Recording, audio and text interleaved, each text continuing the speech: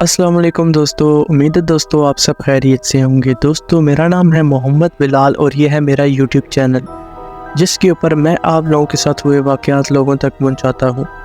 दोस्तों आज की इस वीडियो में मैं आप लोगों को एक ऐसा वाक़या सुनाऊंगा जिसे सुनकर आपके रोंगटे खड़े हो जाएंगे। दोस्तों वीडियो शुरू करने से पहले आपको एक छोटी सी बात बताता चलूँ कि अगर आप भी हमसे अपने साथ हुए वाक़यात शेयर करना चाहते हैं तो वीडियो की स्क्रीन और डिस्क्रिप्शन में आपको हमारा व्हाट्सएप नंबर मिल जाएगा जिसके ऊपर आप हमें अपनी स्टोरी बता सकते हैं। इंशाल्लाह नेक्स्ट वीडियो आपकी स्टोरी पे बनाने की कोशिश करूँगा। तो चलिए दोस्तों शुरू करते हैं अपनी आज की स्टोरी शुरू करने से पहले दोस्तों आपसे एक छोटी सी रिक्वेस्ट है कि अगर आपने अभी तक हमारे चैनल को सब्सक्राइब नहीं किया तो सब्सक्राइब करें और नोटिफिकेशन को ऑल पे कर दें। इससे ये होगा कि जब भी मैं न्यू वीडियो अपलोड करूंगा उसकी नोटिफिकेशन सबसे पहले आपके पास जाएगी। तो चलिए दोस्तों अपनी कहानी को शुरू करते हैं। ये स्टोरी है राफे नाम के एक लड़के की जो कि अपनी फैमिली के साथ कराची में रहता था। राफे का बोलना है कि उस टाइम उसका पढ़ाई में दिल नहीं लगता था, मगर उसके घर वाले बहुत सख्त थे जो कि राफे से बोलते थे कि तुमने पढ़ना है और एक बड़ा आदमी बनना है। मगर राफे का पढ़ाई से दिल बिल्कुल ख़त्म हो चुका था। राफे घर वालों की इन बातों से बहुत तंग आ गया था। एक दिन राफे घर वालों को बिना बताए रात के टाइम अपनी खाला के घर निकल जाता है जो कि लाहौर में रह रही होती हैं। अगले दिन राफे अपनी खाला के घर पहुंच जाता है तो राफे की खाला राफे से बोलती हैं, बेटा राफे तुम हमेशा मेरे घर अपनी फैमिली के साथ आए हो, आज पहली मर्तबा तुम मेरे घर अकेले आए हो, सब खैरियत तो है। राफे अपनी खाला को सारी बात बता देता है कि यूँ उसके घर में उसको हर टाइम पढ़ाई का कहा जाता है और उसका पढ़ाई में बिल्कुल दिल नहीं लगता। अब वो काम करना चाहता है। राफे की खाला ये सुनकर बहुत परेशान होती हैं, मगर फिर वो राफे के घर वालों को कॉल करती हैं और सारी बात बता देती हैं कि इस तरह राफे मेरे घर आया है और ये बोल रहा है कि अब इसको और पढ़ाई नहीं करनी। राफे के घर वाले बोलते हैं ठीक है, हम इसकी भलाई की बात करते थे, मगर अब जैसे इसकी मर्जी ये वैसे ही करें। राफे ये सुनकर वक्ती तौर पे बहुत खुश हो जाता है, मगर उसको क्या पता था कि आगे उसके साथ क्या होने जा रहा है। खैर राफे अपनी खाला से बोलता है कि आप खालू जान से मेरी बात करें, वो मुझे कोई ना कोई काम दिलवा ही देंगे। राफे की खाला बोलती हैं ठीक है, रात को तुम्हारे खालू घर आए, मैं उनसे बात करती हूँ। रात को राफे के खालू घर आते हैं तो राफे की खाला राफे के खालू से राफे की बात करती हैं कि इस तरह राफे ने अब पढ़ाई नहीं करनी, आप उसको कोई काम दिलवा दीजिए। वो बोलते हैं ठीक है, मेरा एक दोस्त है जो कि हॉस्पिटल में काम कर रहा है, मैं कल उससे राफे की बात करूँगा। अगले दिन वो अपने दोस्त के पास जाते हैं जिसका नाम अंजुम होता है। राफे के खालू अंजुम से बोलते हैं यार राफे के लिए भी कोई काम ढूंढ दो, यह पढ़ाई नहीं करना चाहता, अब ये काम करना चाहता है, तो तुम इसको अपने साथ काम पे रख लो। अंजुम राफे के खालू से बोलता है ठीक है, आप कल राफे को भेज दीजिएगा, मैं उसको कोई ना कोई काम लगा ही दूंगा। राफे के खालू घर जाके राफे से बोलते हैं कि कल तुम चले जाना, अंजुम नाम से एक मेरा दोस्त है जो तुम्हें काम पे रख लेगा। राफे सुनकर बहुत खुश हो जाता है और अगले ही दिन वो अंजुम के पास काम के लिए चला जाता है। अंजुम राफे से बोलता है कि यहाँ का बॉस बहुत सख्त है, वो तुम्हें जिस भी काम पे लगाएगा तुम्हें वो काम करना पड़ेगा, तुम पहले ही दिन ना मत कर देना वरना तुम्हें काम नहीं मिलेगा। राफे बोलता है ठीक है। शाम को अंजुम का बॉस हॉस्पिटल में आता है तो अंजुम उससे राफे के बारे में बात करता है कि इस तरह इसको भी कोई काम चाहिए तो आप इसको काम पे रख लें। तो अंजुम का बॉस बोलता है हॉस्पिटल में ऑलरेडी हर काम के लिए बंदे मौजूद हैं, इस हॉस्पिटल का मुर्दा खाना है जो कि हॉस्पिटल से कुछ ही दूर है, वहाँ पर मुझे एक बंदे की ज़रूरत है, अगर तुम चाहो तो कल से राफे को वहाँ पर भेज देना। अंजुम बोलता है ठीक है। अंजुम राफे को सारी बात बताता है कि हॉस्पिटल में तुम्हारे काम की जगह नहीं बन सकी, मगर इस हॉस्पिटल का एक मुर्दा खाना है जहाँ पर तुम्हारी बात की है मैंने, तुम कल से वहाँ पर चले जाना। राफे ये सुनकर परेशान हो जाता है कि अब वो मुर्दा खाने में काम करेगा। खैर अब घर भी वापस नहीं जा सकता था, इसलिए मजबूरन वो हाँ बोल देता है। खैर अगले ही दिन राफे अपने काम पे चला जाता है। राफे का काम मुर्दा खाने के बाहर सिक्योरिटी गार्ड का होता है।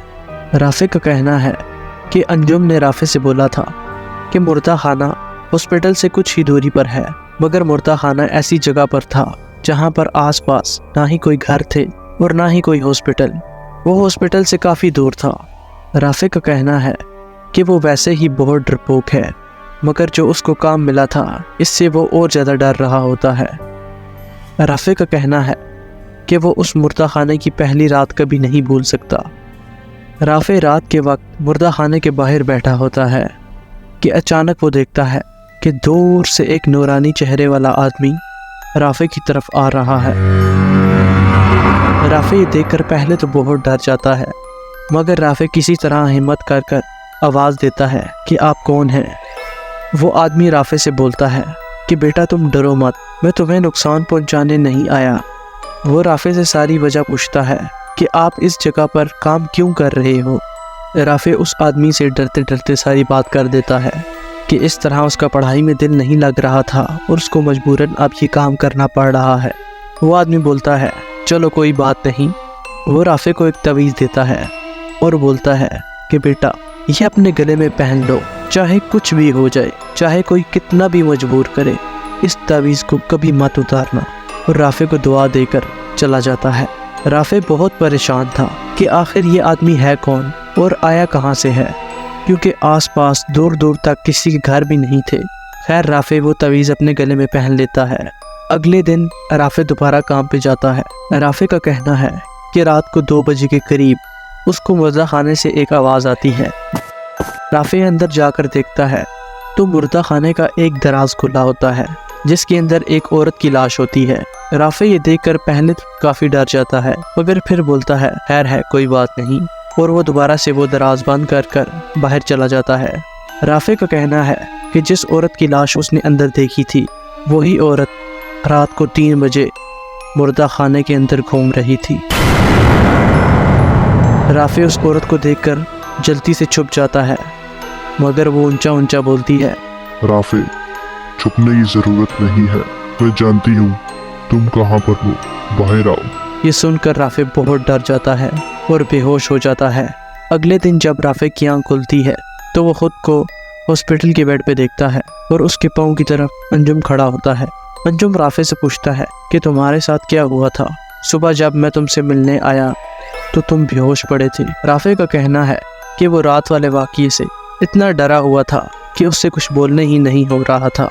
خیر انجم رافع سے بولتا ہے میڈیسن لو اور میں تمہیں گھر چھوڑاتا ہوں، کل پھر تم نے کام پر بھی آنا ہے۔ رافع انجم سے بولتا ہے میری طبیعت کچھ ٹھیک نہیں ہے، میں 2-3 دن نہیں آ سکوں گا۔ تو انجم رافع سے بولتا ہے کہ ابھی تمہیں کام ملا ہے اور باس بھی بہت سخت ہے، اگر تم نے شروع میں ہی چھٹی کی تو وہ تمہیں کام سے نکال دے گا۔ رافع بہت پریشان تھا کہ اب گھر بھی واپس نہیں جا سکتا اور اس خوفناک جگہ پہ پھر سے جانا پڑے گا۔ خیر انجم رافع کو اس کی خالہ کے گھر چھوڑ آتا ہے اور اگلے دن رافع پھر اپنے کام پہ چلا جاتا ہے۔ رافع کا کہنا تھا رات کے 3 بجے وہی عورت پھر سے مردہ خانے کے باہر گھوم رہی ہوتی ہے۔ رافع یہ دیکھ کر پھر سے چھپ جاتا ہے، مگر اس بار وہ عورت رافع کے قریب آ جاتی ہے اور بولتی ہے رافع بیٹا مجھ سے ڈرو مت، میں تمہیں کچھ نہیں بولوں گی، بس اپنے گلے سے یہ تعویذ نکال دو۔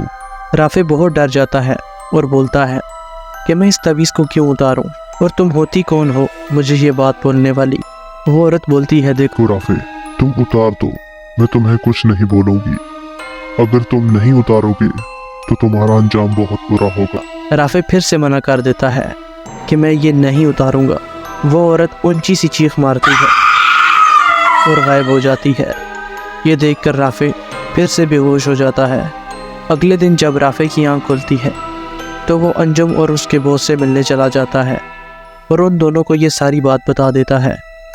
انجم کا باس انجم سے بولتا ہے یہ بچہ ہے اس لیے ڈر گیا ہوگا، اور ویسے بھی ہاسپٹل سے ایک لڑکا چھٹی پر گیا ہے، اس کے آنے تک تم رافع کو اس لڑکے کی جگہ پر رکھ لو۔ رافع کا کہنا ہے کہ اس ٹائم وہ بہت خوش تھا کہ اس کی مردہ خانے سے جان چھوٹ گئی ہے۔ خیر رافع اگلے دن ہاسپٹل میں اس لڑکے کی کام کی جگہ پر کام کرنے شروع کر دیتا ہے۔ رافع کا کہنا ہے کہ رات کو رافع کو ہاسپٹل سے گھر آنے میں کافی دیر ہو جاتی ہے، تو رافع کی خالہ کا رافع کو فون آتا ہے کہ رافع بیٹا تم بہت لیٹ ہو گئے ہو، اس ٹائم گھر آنا ٹھیک نہیں ہے، تم آج رات کو ہاسپٹل میں ہی رک جاؤ، کل تم گھر واپس آ جانا۔ رافع پہلے ہی اس واقعے سے بہت ڈرا ہوتا ہے، مگر رافع سوچتا ہے کہ خالہ ٹھیک کہہ رہی ہیں، مجھے باہر نہیں نکلنا چاہیے، اور وہ ہاسپٹل میں ہی رہنے کا ارادہ کرتا ہے۔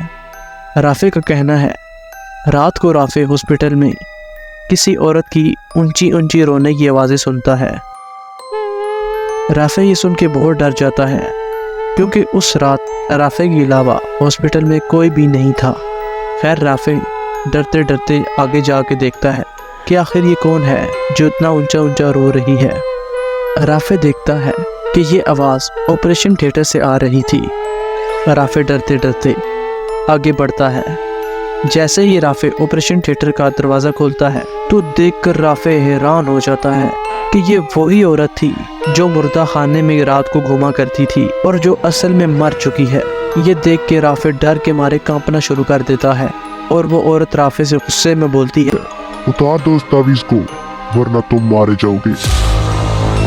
یہ دیکھ کے رافع بہت زیادہ ڈر جاتا ہے اور اپنے کمرے کی طرف بھاگنا شروع کر دیتا ہے۔ رافع کا کہنا ہے کہ وہ عورت بھی رافع کے پیچھے بھاگ رہی ہوتی ہے اور اس کی قدموں کی آواز اتنی اونچی ہوتی ہے کہ جیسے ایک ہاتھی اس کے پیچھے بھاگ رہا ہو، اتنی بھاری قدموں کی آواز آ رہی تھی۔ رافع جلدی سے جا کر اپنے روم کے اندر سے لاک کر لیتا ہے۔ رافع کا کہنا ہے کہ وہ عورت پوری رات بھر سے یہی بول رہی ہوتی ہے اتار دو اس تعویذ کو ورنہ تم مارے جاؤ گے۔ رافع کا کہنا ہے کہ فجر کی اذان کے بعد یہ آوازیں کچھ کم ہو گئی تھی۔ رافع صبح صبح انجم کو کال کرتا ہے اور اس کو ہاسپٹل بلاتا ہے۔ کچھ ہی دیر میں سارا سٹاف بھی آ جاتا ہے۔ رافع ان کو ساری بات بتا دیتا ہے تو اس سٹاف کا کہنا تھا کہ اس عورت کی تو کچھ دن پہلے ہی موت ہوئی ہے، یہ عورت رات کو تمہیں کیسے نظر آ سکتی ہے۔ خیر رافع اب انجم سے بولتا ہے کہ مجھے کام نہیں کرنا، مجھے اپنے گھر واپس جانا ہے۔ رافع گھر آ کر خالہ کو بھی ساری بات بتا دیتا ہے کہ اب میں کام نہیں کر سکتا، اب میں اپنے گھر واپس جاؤں گا، اور رافع گھر جا کر اپنے ماں باپ سے معافی مانگتا ہے۔ تو یہ تھی دوستو آج کی ہماری سٹوری۔ امید ہے آپ سب کو اچھی لگی ہوگی۔ دوستو اگر اچھی لگی ہے تو اس ویڈیو کو لائک کریں اور چینل کو سبسکرائب کریں۔ ہمیں کمنٹ میں لازمی بتایا کریں کہ آپ کو ہماری سٹوری کیسی لگی۔ دوستو اگر آپ ہم سے اپنی سٹوری شیئر کرنا چاہتے ہیں تو ویڈیو کی سکرین کے اوپر اور ڈسکرپشن میں آپ کو ہمارا واٹس ایپ نمبر مل جائے گا جس پر آپ ہمیں اپنی سٹوری بتا سکتے ہیں۔ انشاءاللہ نیکسٹ ویڈیو میں آپ کی سٹوری بھی بنانے کی کوشش کروں گا۔ تو ملتے ہیں دوستو ایک اور انٹرسٹنگ سٹوری کے ساتھ، تب تک کے لیے اللہ حافظ۔